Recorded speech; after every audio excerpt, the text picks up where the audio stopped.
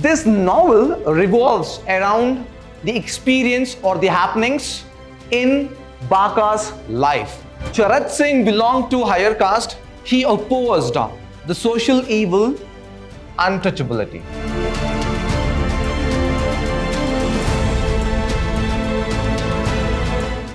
Hello, hi, namaste and welcome to Vidhyaashram, first grade college, the Temple of Excellence. I am Nanda Kishore, Faculty of English in Vidhyaashram, MYSURU. In today's session, I am going to discuss the novel Untouchable prescribed to third semester B.A. and B.C.A. MYSURU University students. So let us see what is this novel all about and who is the author and what are the main characters in this novel. This novel is written by Mulkraj Anand. He was born on 12th December 1905 in Peshawar, Pakistan, and he died on 28th September 2004 in Pune, India. He was the contemporary, means he lived in the era of R.K. Narayan, Hamid Ali and Raja Rao. These four are the four main writers of Indian English literature. Mulkraj Anand he is the recipient of International Peace Prize in the year 1953, Padma Bhushan in 1968 and Sahitya Akademi Award in 1971. And this novel, Untouchable, was published in the year 1935, though it was written in 1930. So what is this novel all about? What does it speak? This novel depicts a day in the life of a sweeper named B.C.A. This is very important. B.C.A. is the protagonist, one of the main leading characters of this novel, and this novel revolves around the experience or the happenings in B.C.A.'s life. And mainly, Mulkraj Anand has depicted about the pre-independence and the post-independence social evils and simple lives of untrodden people or untrodden category of people. In this novel, there are few main characters. Let us see who they are. First one is B.C.A. As you know, he is the protagonist, the main hero, and he is an 18-year-old Indian youth. B.C.A. is a sweeper and the protagonist of Untouchable.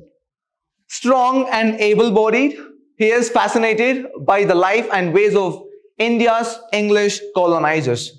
It is told or it is revealed by Mulkraj Anand that B.C.A. is always fascinated and he always dreamt of leading or living his life the way Englishers did. His position as an untouchable has resulted in high levels of self-deprecation and depression.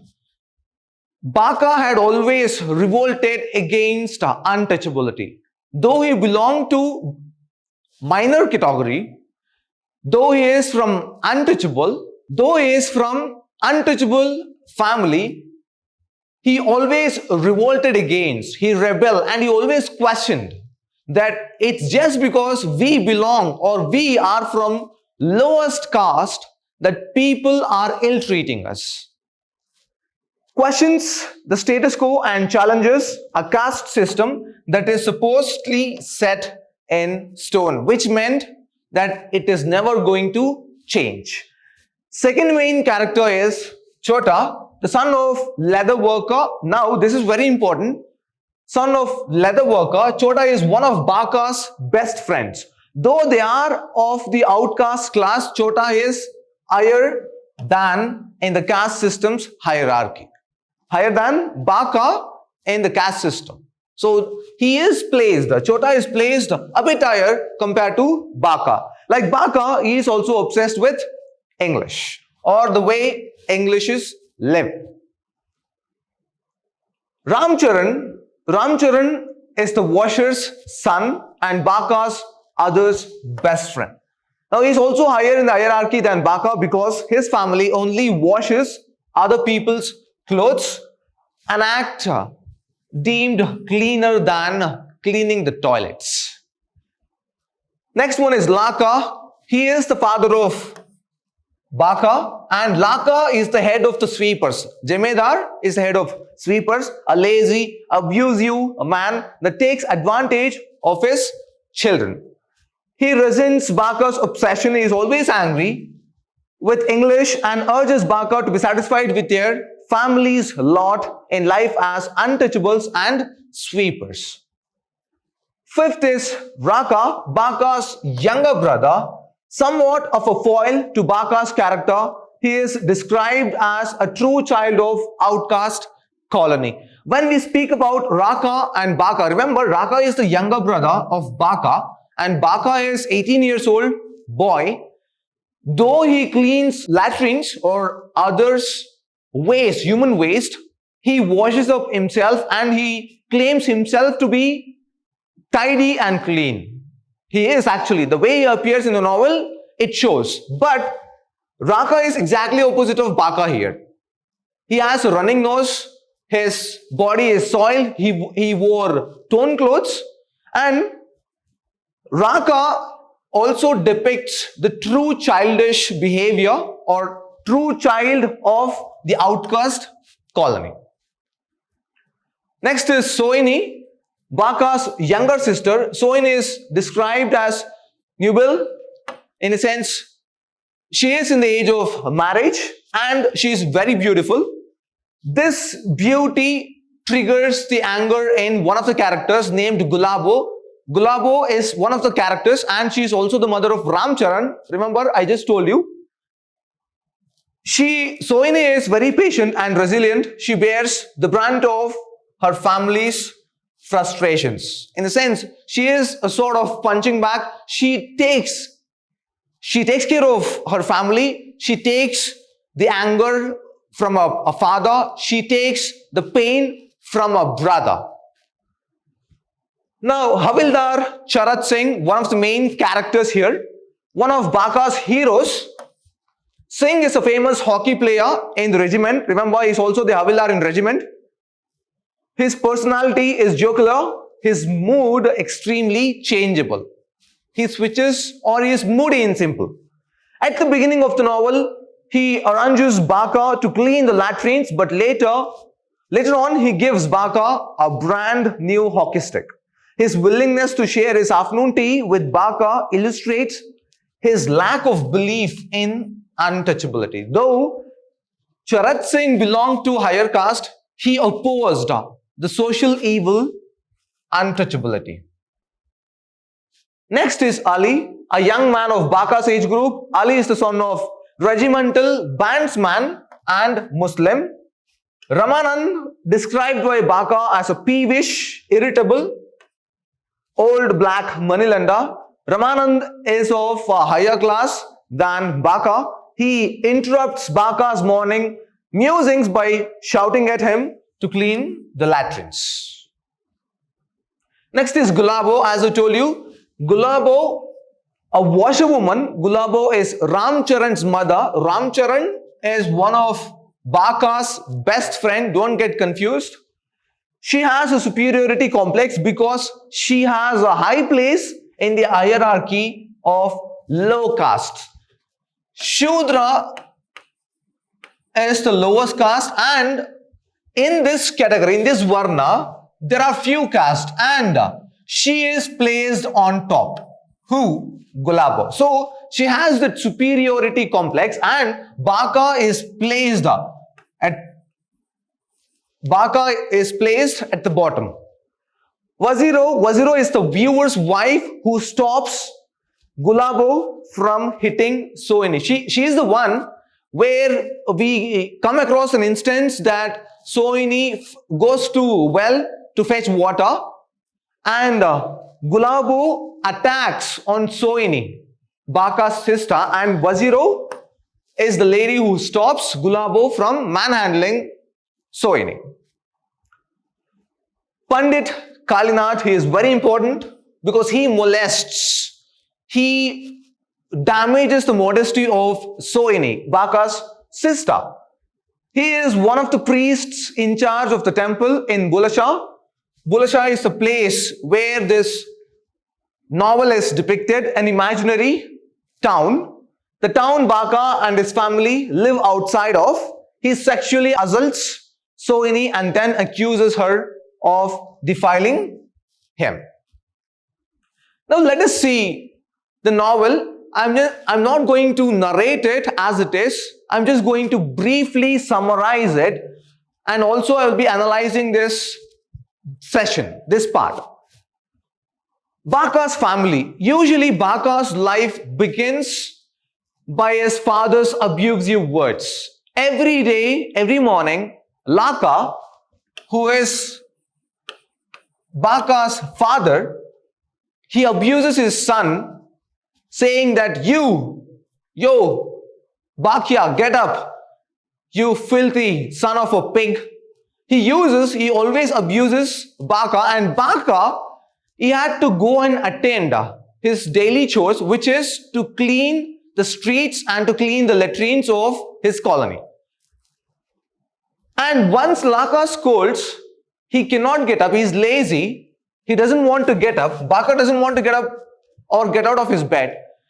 He just hides his face, covers his arms and goes to sleep again. He tries to go to sleep. But during this time, Charat Singh, remember Havildar, one of the hockey players, comes and shouts at Baka that he has to come and clean his latrine that particular day. Remember, this is one day's life.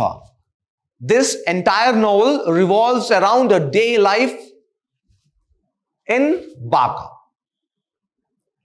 It is the incidents, the happenings which is depicted in his life of this character. And Charat Singh scolds, and again Laka starts scolding him that he has to get up and go and do his duty. Charat Singh also promises that he would be rewarding him with a hockey stick. So Charat Singh is a character who shows his negativity and positivity as well. Baka lives in a house made up of mud and has only one room. So it is a dingy, dirty, muddy house, and he has only one room, and he has Laka, father, Sohini, sister, and Raka, brother, and he is motherless boy. Baka has lost his mother, and which gives him the license, which gives Laka the license to scold, abuse motherless children. He lives along with his father, Laka, brother, and sister, Sohini. Brother Raka and sister Sohini. Laka works as a sweeper and is the leader for the sweepers of the town, as I have introduced you, and also abusive father. The town they live in is Bulasha, imaginary place, and their community of outcasts, restricted. They are living outside their community and outcast, restricted to a colony near the latrines of them, of the town to them. So they are living in a colony where it is like very stinking, dirty. Yes, there is no fresh air. Laka, Baka, and he lives in his family, and Baka is the only person who takes up the responsibility of taking care of his family to earn his livelihood. Next, what happens? Baka always thinks of his friends and is almost obsessed with English way of living. He and his friends call the Englishmen as Tommies. This is very important, and try to imitate them in everything. Baka is so obsessed with English way of living. As Baka hears the voice of Havildar Charat Singh, he immediately attends to his duty. As I told you, Baka is still in bed, and Charat Singh, Havildar, comes and scolds and asks him to clean Charat Singh's latrine, the toilet. Reveals his idea of gifting a hockey stick to the boy. As Charat Singh is a great hockey player, Baka feels really happy about the promise. Now he gets up, he goes out, and he cleans, he sweeps, he cleans the latrines of other people, and But the very first thing he does is he cleans Havildar Charat Singh's latrine. Havildar, he promises that he would be giving or gifting the hockey stick, brand new hockey stick. This is very important. Hockey stick to the boy. Hockey stick, this represents B.A.'s freedom here. It also represents, it is a sort of a weapon used by Mulk Raj Anand, which is gifted by Charat Singh, which depicts in a different way. It represents the freedom. It represents his individuality. As Charat Singh is a great hockey player, he gifts him once he cleans his latrine, and after cleaning the latrine, B.A.C.A comes back home hungry and very thirsty. B.A.C.A eats whatever is there in his house given by Sohini, and since he is very thirsty, Sohini takes the pitcher and she goes to fetch water from the well. Now Sohini, she is sister of B.A.C.A and belongs to the untrodden people category, untrodden people, and she cannot fetch water from the well which is meant to be for upper class. And if they want to fetch water, they have to wait for somebody who is from upper class, and they need to convince them, and if they have any mercy on lower caste people, only then they would pour the water from their pitcher to the lower class people's pitcher. Now, no outcast is allowed to directly take water from well, and water can be acquired only through the mercy of high caste person. As Sohini reaches well with a pitcher, she observes many outcasts waiting for any compassionate individual to help with the water. Now, this is one of the mind-boggling picture where Mulk Raj Anand has depicted in most of his novels. Mulk Raj Anand, he wrote another novel, Coolie, followed by Untouchable in the year 1936. Untouchable is published in 1935 and this was published in 1936. Even in both of these novels, he depicts the plight of the lower caste people. The images that he has used, the pictures that he has created is of very simple, which has happened, which existed many years ago and which exists even today. The social evil, untouchability,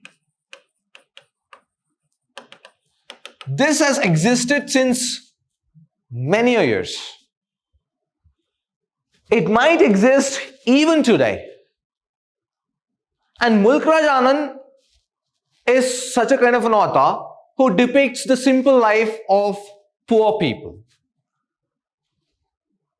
Sohini is waiting here to fetch water, and there is a Havildar who comes, a Sepoy who comes, drinks the water from the well, but never looks at these people who are waiting to get the water from the well.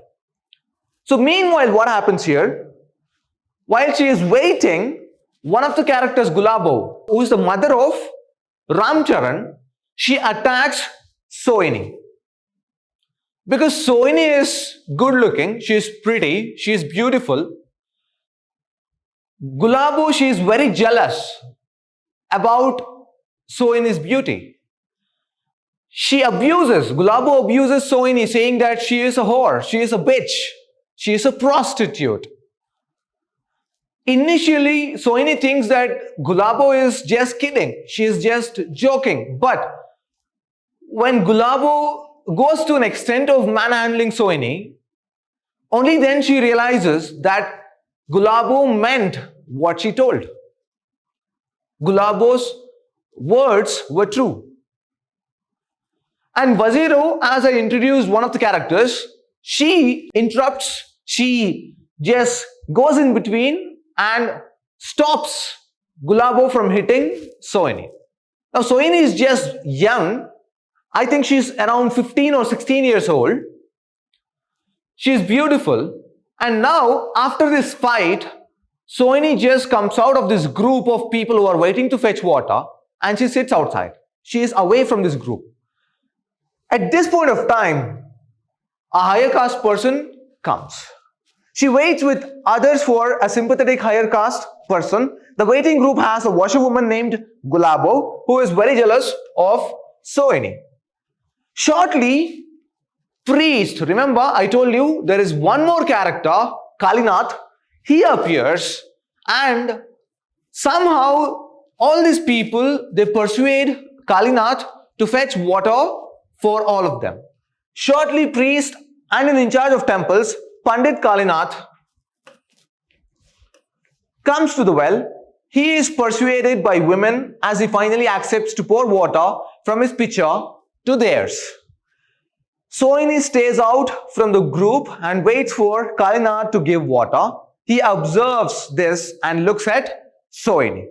He gets attracted by the face of her and the way she refuses to join the group. Now, Pandit Kalinath, he comes and is persuaded by the lower caste people. He agrees to fetch the water from the well and to pour the water to their pitcher. While doing this, in this process, he observes isolated Sohini who is sitting separately from this group. Once he looks at Sohini, is attracted. His inner feelings triggers him to call Sohini. He particularly calls Sohini and he pours water into a pitcher and he requests, in a sense he orders, he tells her that she should come back and clean the premises of the temple courtyard and also the latrine, which she agrees that she would be coming back to temple and she does. Therefore, he asks her to come forward and pours water into the pitcher. Further, he asks her to come to the temple for cleaning. She accepts his order and returns to home with water. B.A.C.E.A, he also thinks about his friends. He meets his friends. B.A.C.E.A, while walking towards the town, observes that air is fresh and clean outside the colony. He stands on the road enjoying the sun. As he finishes his breakfast, he goes out, right? Ramcharan, the son of Gulabo, remember, declares that his sister is about to get married that day. B.A.C.E.A had feelings for Ramcharan's sister. Ramcharan's sister is believed to be flirtatious, and it is learnt by B.A.C.E.A that on that particular day, that Ramcharan's sister is getting married. And in one of the incidents, Ramcharan and B.A.C.E.A, they tend to call each other brother-in-law. And it was because B.A.C.E.A knew that one day he would marry Ramcharan's sister. And so did Ramcharan believe. But it happened so that his sister is getting married that day, which breaks B.A.C.E.A's heart. B.A.C.E.A feels a bit sad because he has feelings for her. Chota inquires about his duties for the day. When B.A.C.E.A orders Raka to clean the latrines in the colony as he is out for another duty. However, Raka doesn't seem interested and walks towards his home. B.A.C.E.A has an immense intensity in playing hockey and was always curious about education. Now let us see the character analysis, or it could be the themes which we need to analyze. If we take about the concept of backward class and their mentality, B.A.C.E.A is one such person who believes in change, who believes in upgrading of his lifestyle, who believes in questioning the social evil of untouchability. But Laka is dead opposite of it. Laka and Raka, both of them are dead opposite. Laka believes that whatever we have, we need to be happy with it. And Raka is nowhere to be seen or nowhere to be thinking that he needs to be cleaning himself. He needs to clean his body, needs to take bath. No. On the other hand, B.C.A believed that he wanted to live. He's always fascinated and he wanted to live the way the Britishers lived. In simple, he wanted to live a meaningful life. And he believed just because he was an untouchable, his life is meaningless. When we talk about Laka, he is fully satisfied. Backward class. In one of these incidents of this novel, Mahatma Gandhiji visits Bulleh Shah place and he addresses a huge gathering saying and asking them to give up drinking habit and to live a good life. Why? Because Gandhiji knows that the people who belong to this category, they never have dreamt of anything else except living their daily lives. Their mentality is such that whatever they get, they are very happy. They don't want to upgrade themselves. But B.C.A is one such strong character who always dreams of development. Class struggle and diversification. If you see, Mulkraj Anand bifurcates, he clearly indicates the professional life of B.C.A's friends, Ramcharan, Chota, yes, and even Ramanand. All of these people, all of these characters, they are placed higher. And Gulabo, one of the characters, she is always adamant. She is always egoistic. She has that, in her mind that she is placed far better than the lower caste people, though she belongs to Shuddha category, sort of. Why do you think Britishers ruled Indians for more than 300 years? It's because of the class struggle. There was no unity. First of all, there are 4 main varnas, and in that each varna, there are sub-varnas, sub-castes. There were always fights amongst or between these people, which gave way to Britishers, and it made it easy for them to rule India for more than 300 years. Class struggle. But when we limit this concept of class struggle to this novel, we see that Gulabo is always angry with his son Ramcharan, and she's always against B.C.A and Sohini. One of the main reasons is because Sohini is beautiful and maybe Gulabo's daughter is not so beautiful as Sohini. And the other reason is B.C.A belongs to the untouchable, the lowest of order, and somewhat she has that complex mentality in her that she is placed on top, above.